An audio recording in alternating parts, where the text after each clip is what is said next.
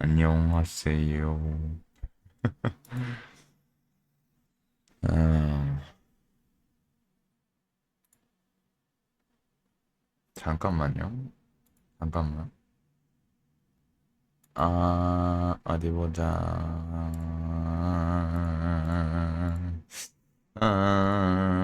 그러네. 필요가 없네. 아닙니다, 아닙니다. 혼잣말이고.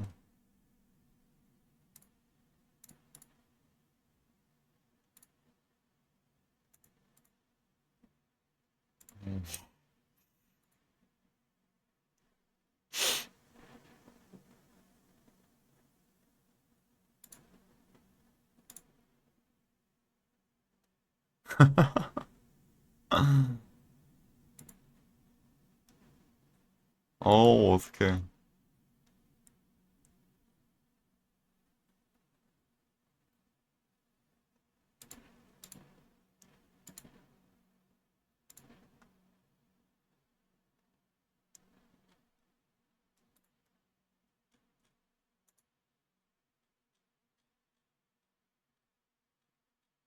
이거 뭐지?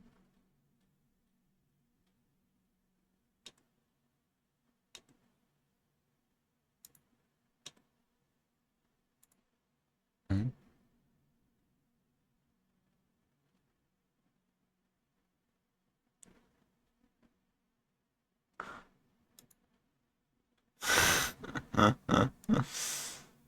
아따, 웃기네.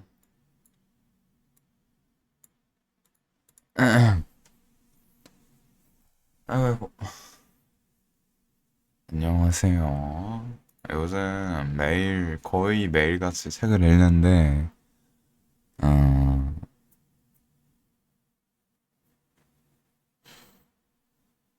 매일 이제 공부하는 책이죠. 뭐, 에세이나 소설책을 읽는 건 그렇게 도움이 되지 않잖아요. 공부하는데, 그렇게 공부만 하다 보면 책이 싫어지기도 하고, 그런 시기에 이제 그 쇼츠에서 밍찌 채널이라고 저희 한국에서 꽤 유명한 것 같아요. 구독자 36만 2천 명의 유튜버 분이 그 책을 추천해 주셔가지고 그 쇼츠를 보는데 이거 재밌을 것 같더라고. 이거 쉬어가기 좋은 것 같더라고. 요즘 매일 책 읽는다고 해도 최근에 좀 안 읽었어. 최근에 선물 받은 게임하고 어젠 또 생일이란 핑계로 안 하고 진짜. 어제 너무 많이 먹었다. 어제 시장에서 12,000원짜리 18,000원짜리 케이크 사 먹었거든요. 근데 케이크가 은근 맛있는 거야. 시장 케이크가 원래 그렇게 맛이 없거든요. 근데 계속 들어가는 거야. 진짜 배가 안 고플 때까지만 먹어야 되는데 계속 먹어가지고 안 됐어. 그러면 안 됐는데. 음. 아무튼 무슨 책이냐면 박지현님의 에세이입니다. 에세이인데 참 괜찮은 태도라는 20대, 30대 여성분들에게 인기가 많다고 하네요. 어, 한번 읽어봅시다. 네, 박지호님의 참 괜찮은 태도라는 책입니다.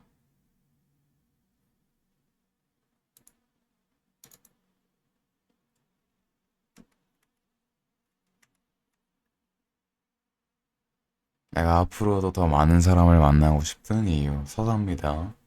왜 그렇게 사람이 어려웠을까? 고등학교 때까진 같은 나이에 비슷한 환경에서 비슷한 고민을 하며 친해지려고 굳이 노력하지 않아도 마음을 터놓는 친구 몇 명과 그럭저럭 지냈는데 대학교에 들어가니 저도 모르게 위축이 되었습니다. 나이도 출신도 제 각각인 예술대학 사람들과 섞이는 것이 제게는 어렵게만 느껴졌습니다. 그래서 아무도 저한테 신경 쓰지 않을 거라는 사실을 알면서도 강의실 문을 열고 들어갈 때마다 용기가 필요했습니다. 게다가 공동 작업을 해야 하는 영화 전공 수업은 단단한 벽을 손으로 치는 것처럼 무력감을 느꼈습니다. 나중에는 제가 이렇게 사회 부적응자였나 싶을 정도로 사람들과 같이 있는 게 힘들었습니다. 그래도 어찌저찌 졸업을 했는데 제 앞에는 더 두려운 사회생활이 기다리고 있었습니다. 그래서 대학 졸업 후 한동안 취직할 엄두도 내지 못했습니다. 어디를 가든 사람들과 섞이지 못할 것만 같아 도전하기도 체념해 버린 겁니다. 그럼에도 창작은 하고 싶어 되도록 사람들과 부딪히지 않는 일을 찾았습니다. 저는 그렇게 뮤직비디오 프로덕션에서 사람들과 일하게 되었습니다.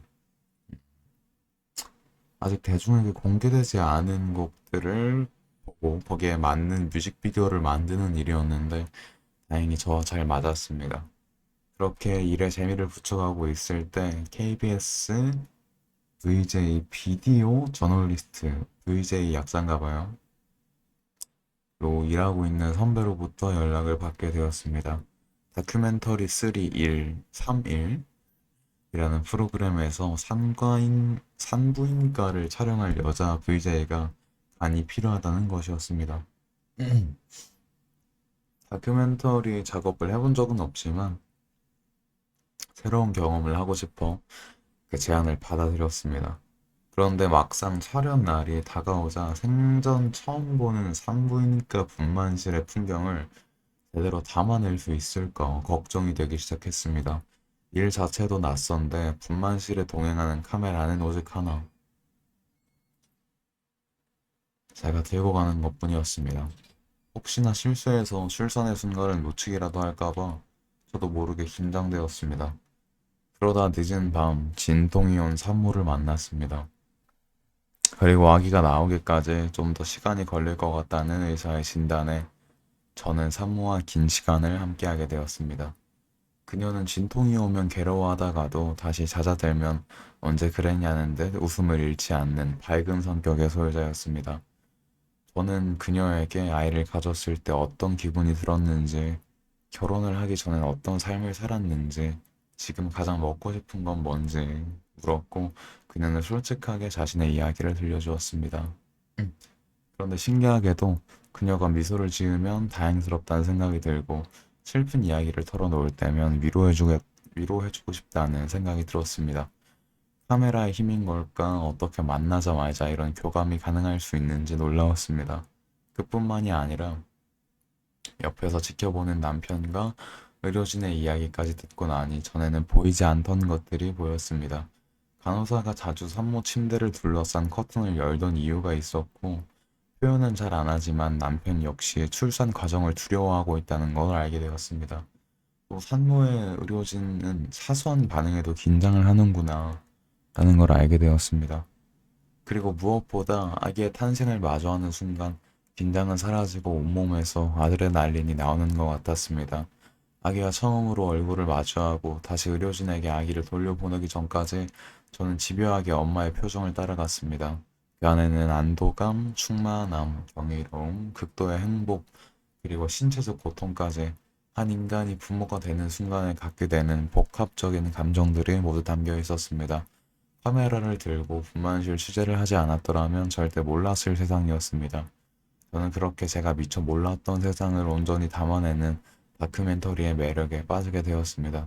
그 후 10여 년 동안 다큐멘터리 3일 덕분에 다큐멘터리 3일? 듣고 보니까 뭔가 익숙한데요? 두 번 듣고 나니까?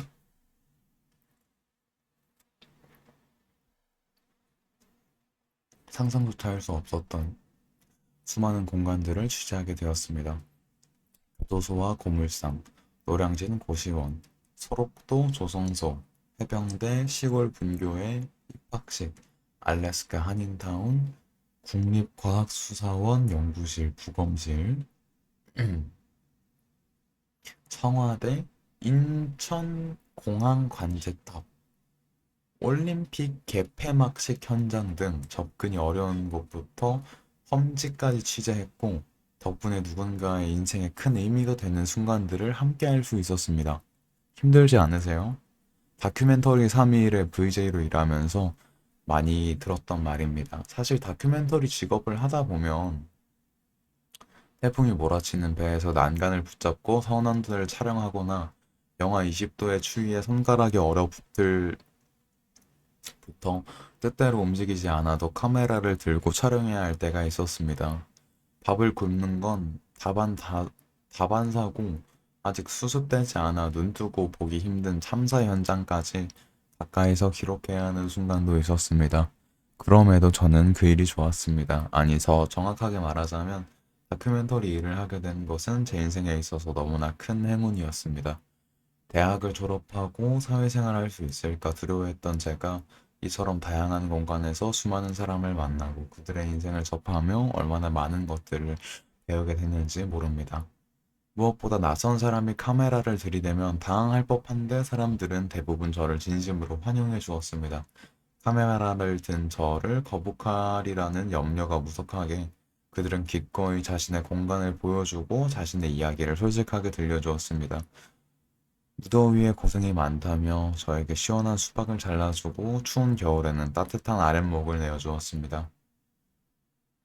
오히려 이야기를 들어줘서 고맙다고 덕분에 자신의 인생을 돌아볼 수 있었다고 말해주었습니다.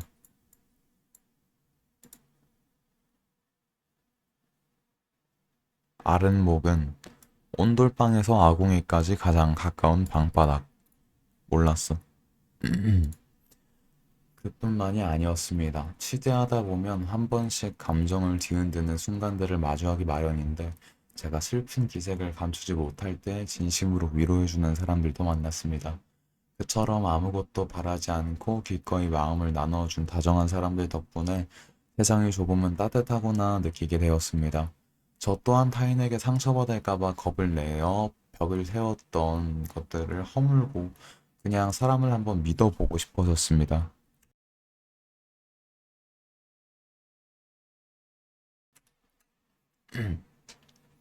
그러다 신기하게도 세상을 바라보고 사람들을 대하는 저의 태도도 달라지기 시작했습니다. 누군가 제게 날을 세우더라도 예전처럼 겁을 집어먹고 움츠러들기보다는 그에게 무슨 사정이 있었던 건 아닐까 생각하게 되었고, 제가 어떤 오해나 편견에 휩싸여 있는 건 아닐까 제 스스로를 먼저 돌아보게 되었습니다. 그리고 일을 잘 하는 것도 중요하지만 그 과정에서 사람을 놓치지 말아야 한다는 것도 알게 되었습니다. 자신의 일을 열심히면서 상대의 마음을 헤아리고 배려하는 작은 일에도 감사할 줄 아는 사람들을 보면서 저도 그렇게 살아야지 생각하게 된 것입니다. 또 오랜만에 오랜 인고 끝에 인생의 봄을 맞이한 사람들을 보면서 힘들어도 좌절하지 않고 내가 지금 인생의 겨울을 지나고 있구나 생각하며 마음을 다잡을 수 있었습니다. 힘들게 노력해서 목표를 이루었지만 그 후에 공허함으로 어쩔 줄 몰라 하는 사람들을 보면서 큰 목표를 세우고 살아가는 것만큼 소소한 취향을 발전시켜 나가는 것도 중요하다는 것을 알게 되었습니다. 그렇구나. 노력해서 목표를 이뤘지만 그 이후의 공허함으로 이거 번아웃이라고 말하는 거랑 비슷하다 그죠? 똑같은 건 아닌 것 같아. 소소한 취향을 발전시켜 나가는 것도 중요하대요. 그리고 성공을 이루는 것만큼 기쁨을 같이 누릴 주변 사람들을 소중히 다뤄야 한다는 것도 배웠습니다. 오, 쉽다. 저는 기쁨을 같이 나눌 주변 사람이 지금은 없는 것 같아요. 그래서 제가 무엇인가 해내고 이뤄갈 때 같이 기뻐해주는 사람들이 있다는 것에 감사를 느끼곤 합니다. 근데 언젠가는 그런 사람들이 있었으면 좋겠어요. 있었으면 좋겠어요. 한 분야에서 일가를 이루는 것도 대단하지만 다 내려놓고 다시 시작하는 사람들을 보면서 저도 그들처럼 명함과 직책, 소속에 인연하지 않고 저 자신만으로 당당한 사람이고 싶었습니다. 그렇게 살기 위해 타인의 말에 휘둘리지 않고 지금 당장 결과가 나오지 않더라도 저 자신을 믿고 걸어갈 수 있어야 한다는 걸 알게 되었습니다.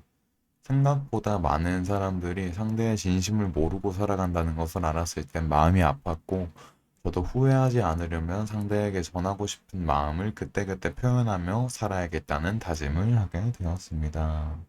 맞죠? 그때그때 전달해야 해요. 이 밖에 제가 다큐멘터리 3일을 시작으로 유키즈 온 더 블럭이라는 프로그램으로 자리를 옮겨 일해온 지 15년 동안 에? 많은 사람들에게 배운 것이 너무나 많습니다. 그로 인해 제 인생도 참 많이 달라졌습니다. 잠깐만요. 소개글을 좀 더 볼까?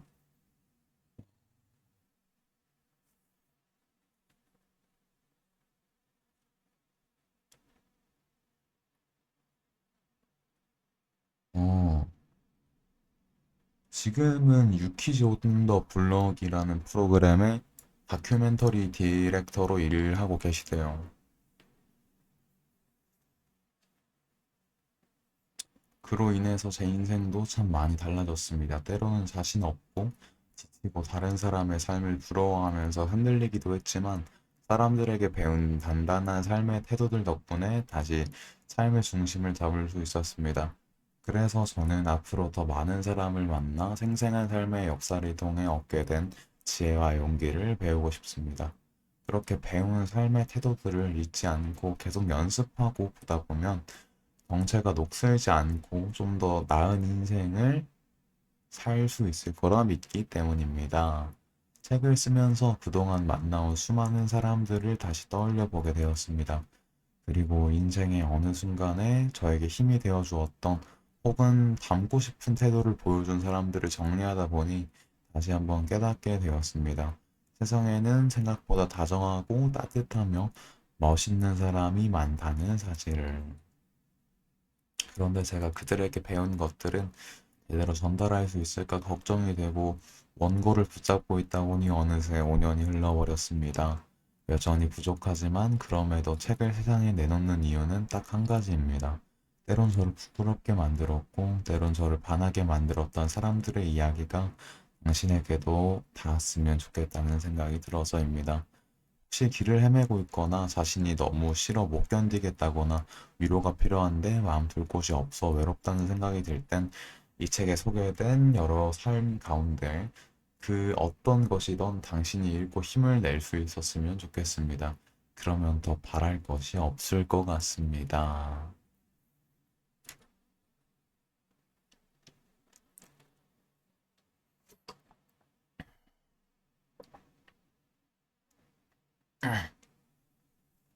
지금까지가 서사였고요. 15년 동안 길에서 만난 수많은 사람들에게 배우다. 챕터 1입니다. 어떤 순간에도 사람을 수단으로 대하지 말 것. 언제부터인가 암 환자들에게 자주 찾는 숲이 있다. 바로 편백나무 숲이다. 편백나무는 침엽수 중에서도 가장 많은 양의 피톤치드를 뿜어내는 나무로 유명하다.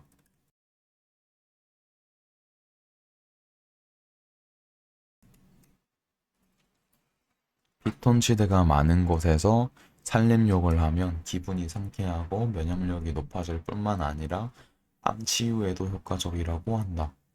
편백나무, 비싸겠다, 그죠? 그러다 보니 전남 장성의 충명산 편백나무 숲에는 현대의학으로 치료를 기대하기 어려워 마지막 방법으로 자연 치유를 선택한 암 환자들이 발길이 끊이지 않는다. 음, 현대의학으로는 힘들어서 자연적으로 치유를 하려고 찾는 곳이래요. 그들을 취재하기 위해 숭령산을 찾아 곧게 솟은 편백나무들이 울창하게 자라고 있는 숲을 보자니 참으로 놀라웠다. 이 엄청난 숲을 만든 게 오직 한 사람의 노력 덕분이었기 때문이다. 임국종 선생.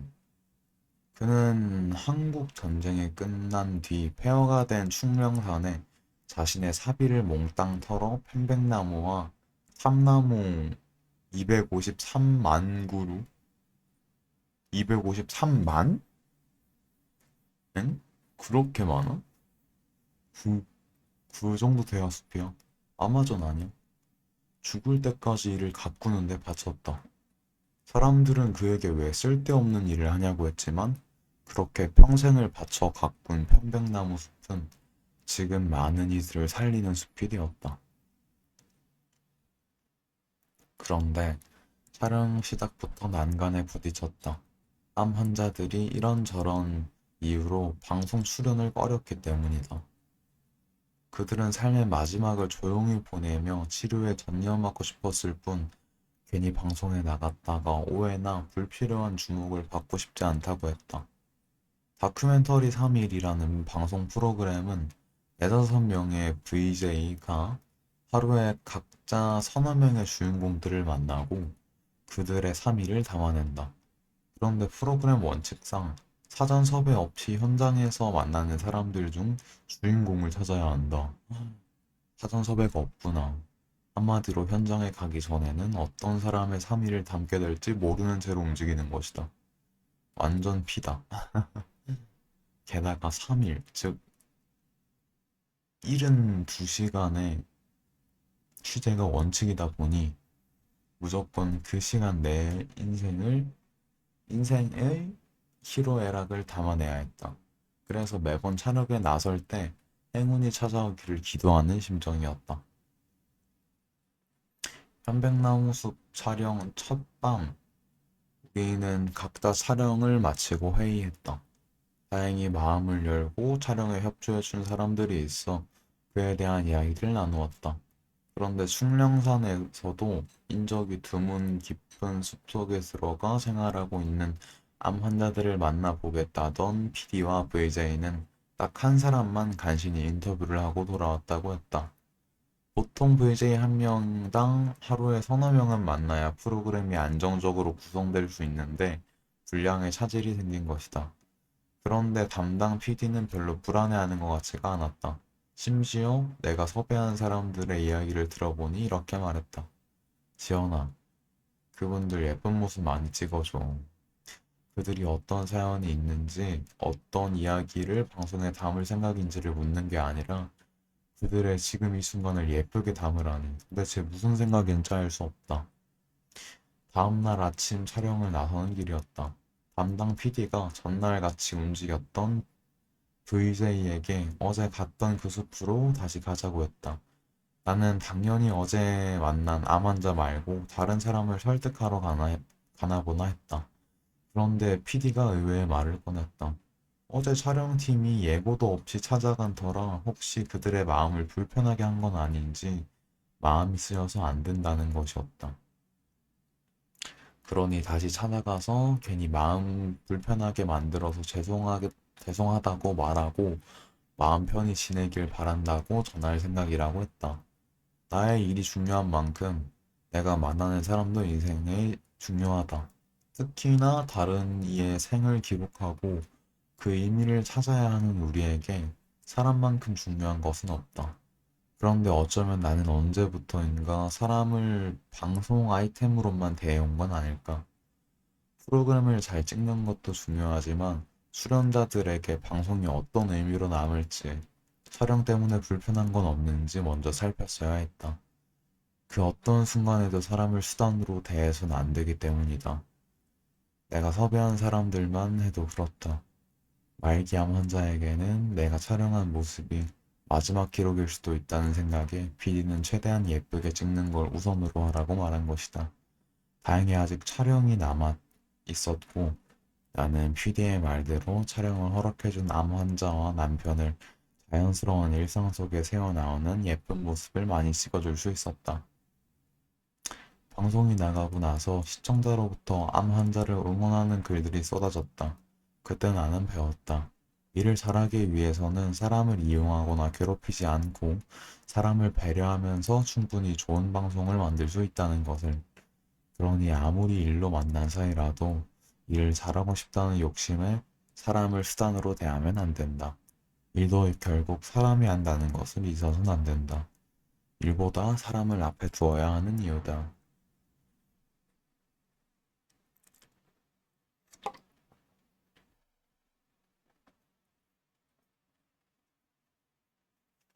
21년간 억울한 감옥살이를 한 한 사람의 한마디. 2008년 청주 여자교도소로 촬영을 갔을 때다. 난생 처음 교도소를 가보는데 수감실 내부까지 취재하다 보니 나도 모르게 긴장을 하게 되었다. 나는 취재실에서 교도관을 만나 주의사항을 들었다. 혹시 특별히 조심해야 하는 수감자가 있느냐고 묻자 교도관이 말했다.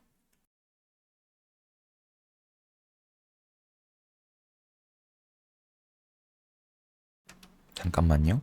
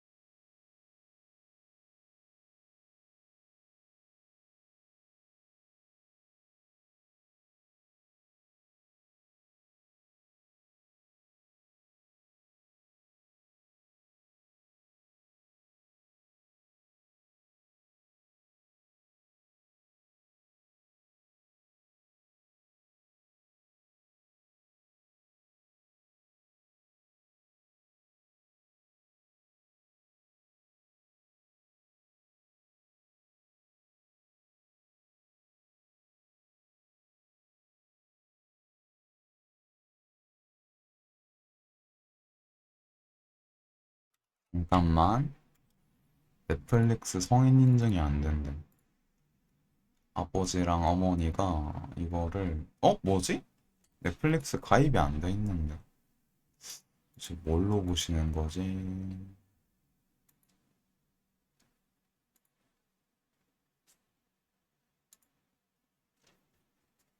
아, 가입이 아니라 그 멤버십이 안 돼 있는데.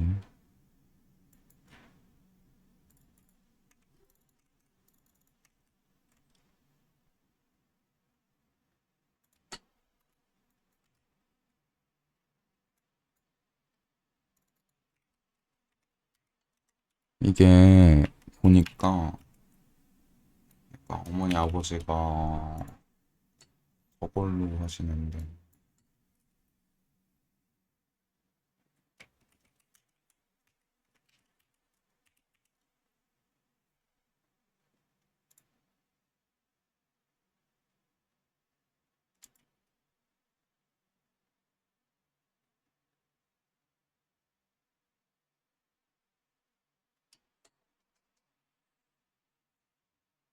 그렇지.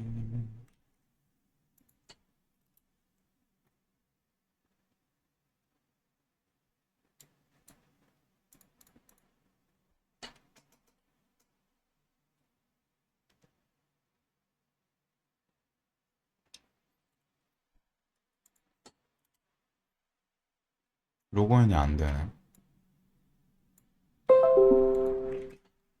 여기까지 읽어야겠는데? 이거를 먼저 해야겠다. 책 읽는 건 급한 것도 아니고. 지금 누가 듣고 있을까요?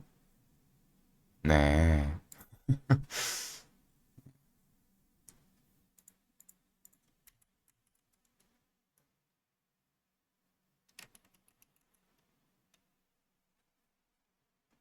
나중에 할게. 안 되는데? 로그인이 안 돼, 엄마. 이게 TV로는 성인 인증이 안 되나 봐.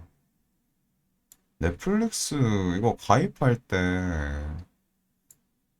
아니, 성인만 이게 되잖아, 결제가. 근데 왜 안에서 19금 컨텐츠를 이용할 때 또 성인 인증을 하게 만든 걸까? 이해가 안 되네. 그죠?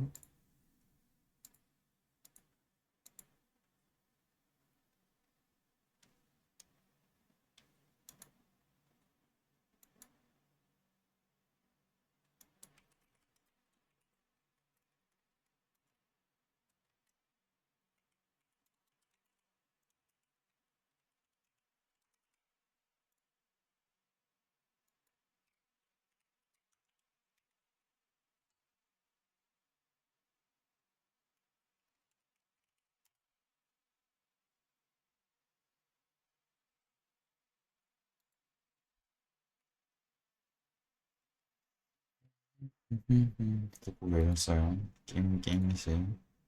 낑낑씨. 따라따라. 아씨. 족같은. 아.